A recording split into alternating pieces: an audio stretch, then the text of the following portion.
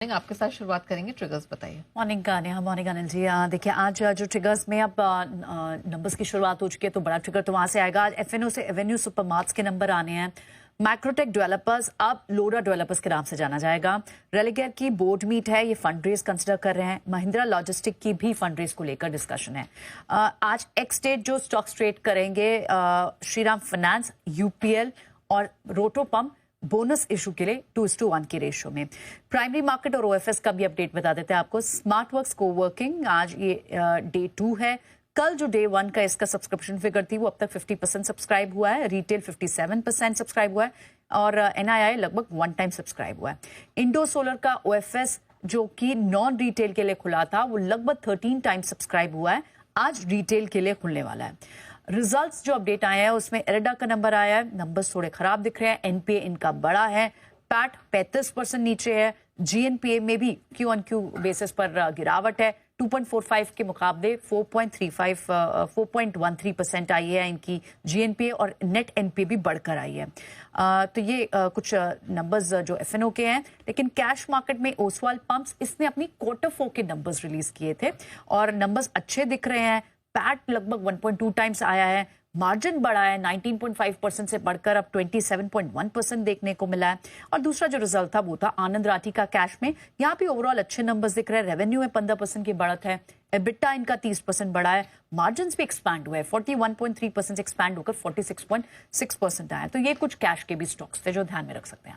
Alright, पूजा morning, अब आपकी बारी आती है। जरा बताइए कौन सी खबरें जिन पर आप फोकस कर रही हैं। खबरों वाले शेयर्स में बिरला कॉर्पोरेशन यहाँ पर रखिए नजर। राजस्थान सरकार से माइनिंग लीज के लिए प्रेफर्ड बिडर कंपनी को घोषित किया गया है। करीब यहाँ पर 160 हेक्टेयर क्षेत्र में ये स्थित है और राजस्थान में ई ऑक्शन के जरिए उनको ये लाइमस्टोन मिला है। नवीन फ्लोरिन कंपनी का क्यूआईपी कल बंद हुआ। इशू प्राइस 4,680 रुपए प्रति शेयर तय किया गया है और क्यूआईपी के जरिए करीब 750 करोड़ रुपए कंपनी ने जुटाने की घोषणा की थी। जोमैटो, स्विगी जैसे स्टॉक्स पर भी आज रखिए नजर। कुछ नेगेटिव खबर आ रही है यहाँ पर कंपनी के लिए। इनके जो कॉम्पिटिटर्स हैं उनके जरिए अमेजॉन ने दिल्ली में 10 मिनट में डिलीवरी सर्विसेज अमेजॉन नाउ को शुरू कर दिया है। और इसके अलावा ओएनडीसी की तरफ से भी कुछ अपडेट्स आ रहे हैं और माना जा रहा है कि फूड डिलीवरी फर्म्स को 100 से 150 करोड़ की सब्सिडी देने की उनकी योजना है। ये कुछ न्यूज़पेपर रिपोर्ट्स के हवाले से खबर आ रही है। तो इनके कॉम्पिटिशन जो है वो बढ़ते हुए आगे नजर आएंगे, इस पर रखिए नजर। वेदांता, यहाँ पर कंपनी की ईजीएम हुई थी जिसमें कि अनिल अग्रवाल के कुछ बयान आए हैं। उनका कहना है कि कंपनी के बिजनेस साइज को डबल करने के लिए वो एक 3D स्ट्रैटेजी की घोषणा उन्होंने की है। डी मर्जर, डाइवर्सिफिकेशन और डी लेवरेजिंग के जरिए वो ये स्ट्रैटेजी की घोषणा कर रहे हैं जिसमें कि कंपनी का हर बिजनेस करीब $100 बिलियन कंपनी बनाने की काबिलियत रखता है। हर एक सेगमेंट के बारे में उन्होंने कहा है।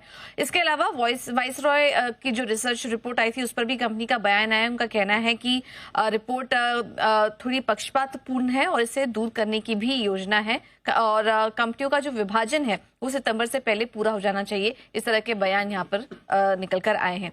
टूरिज्म फाइनेंस कॉर्पोरेशन बोर्ड से करीब 1:5 रेशियो से शेयर विभाजन को मंजूरी मिल चुकी है।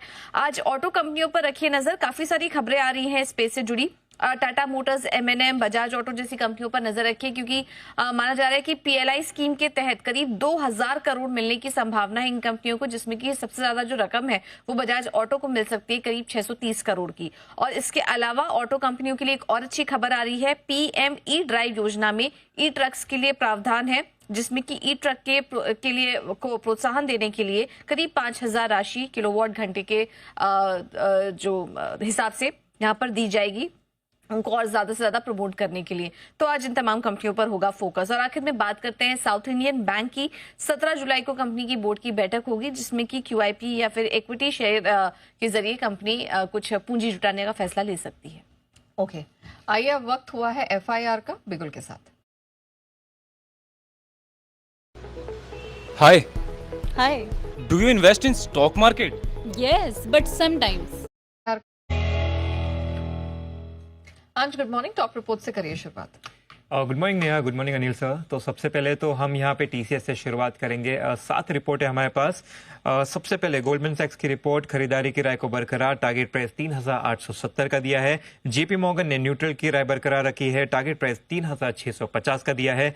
जेफरीज की होल्ड रेटिंग है, टारगेट प्राइस 3,480 का दिया है। इनका कहना है कि क्वार्टर 1 के रेवेन्यू मिस हुए हैं, FY26 की ग्रोथ में भी चैलेंजेस दिख सकते हैं।